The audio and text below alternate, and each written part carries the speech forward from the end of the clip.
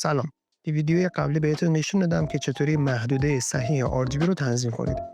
امروز میخوام بهتون نشون بدم چرا رنگ‌های پلی استیشن شما ممکنه بد به نظر برسه و همچنین چند تنظیم مهم رو معرفی میکنم که با بررسی و اصلاح اونها میتونید بهترین کیفیت تصویر و رنگ رو روی PS4 یا دستگاه پلی استیشن خودتون داشته باشید. اول از همه میرین سراغ تنظیمات خروجی ویدیو روی پلی استیشن.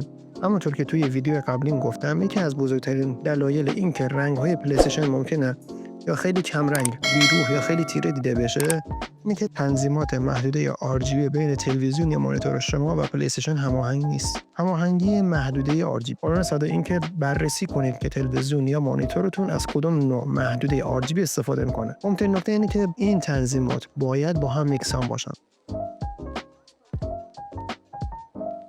برای مثال توی مانیتور من 3 گزینه هست: محدوده 16 تا 235 که میشه لیمیتد، محدوده 0 تا 255 که میشه فول و گزینه اتوماتیک. اگه تلویزیون یا مانیتور شما اجازه نمیده که این تنظیم رو دستی تغییر بدید، بهتر بذاره حالت اتوماتیک. اما توصیه من اینه که مدل مانیتور یا تلویزیونتون رو گوگل کنید و ببینید که از محدوده لیمیت استفاده میکنه یا فول، چون بعضی از مانیتورها مخصوصا مانیتورهای ایسوس فقط از محدوده فول استفاده میکنن. بنابراین خیلی مهمه که این گزینه رو درست تنظیم کنید.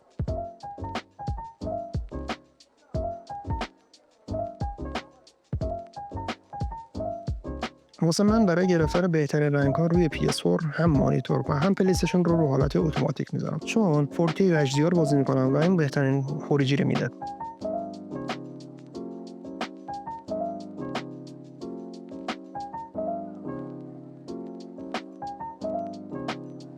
مرحله بعدی استفاده از HDR. HDR به شکل واضحی کیفیت رنگ رو بهتر میکنه، اما باید تلویزیون یا مانیتور رو داشته باشی که از HDR پشتیبانی میکنه. برای گرفتن بهترین نتیجه با HDR، گزینه دیپ کالر آوتپوت رو بذارید حالت اتوماتیک و حتما از تنظیمات کالیبراسیون HDR استفاده کنید. خیلی از کاربران این قسمت کالیبراسیون رو نادیده میگیرن، اما این بخش تأثیر خیلی زیادی در بهبود کیفیت تصویر داره. تنظیمات رزولوشن: اگه تلویزیون 4K بازی میکنید، ممکنه گزینه‌های مثل YUV420 و یا RGB 2160p گیر کنید. نگران نباشید، فقط وضوح تصویر رو حالت اتوماتیک بذارید. پلی استیشن بسته به نوع محتوایی که داره پخش میکنه خودش بین YUV و RGB سویچ میکنه. من خودم همیشه روی اتوماتیک میذارم و مشکلی ندارم.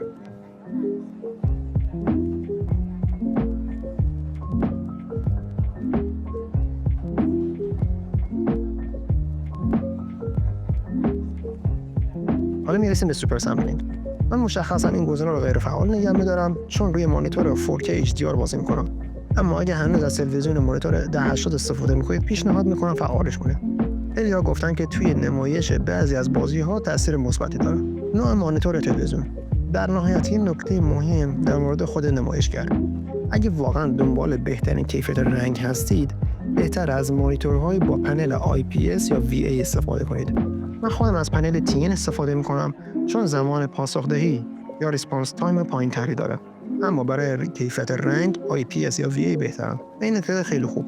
مدل مانیتور یا تلویزیون خودتون رو توی گوگل جستجو کنید همراه با عبارت Screen Calibration Settings. خیلی سایت ها تنظیمات پیشنهادی برای روشنایی، کنتراست و ساتوریشن مناسب با مدل خاص شما رو منتشر کردن. مثلا مانیتوری که من استفاده می‌کنم BenQ EL2870U هست و برای گرفتن بهترین رنگ ها پروفایل HDR رو فعال می‌کنم که واقعا کیفیت خوبی بهم میده، مخصوصا وقتی محتوای 4K HDR پخش می‌کنم.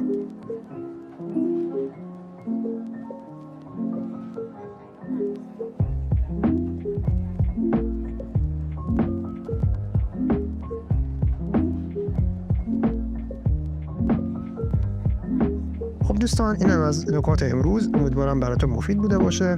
اگه از این ویدیو خوشتون اومد، لایک یادتون نره، نظراتتون رو تو کامنت ها بنویسید. حتما برای دیدن ویدیوهای بعدی سابسکرایب کنید و زنگوله رو بزنید. تا ویدیو بعدی، خداحافظ.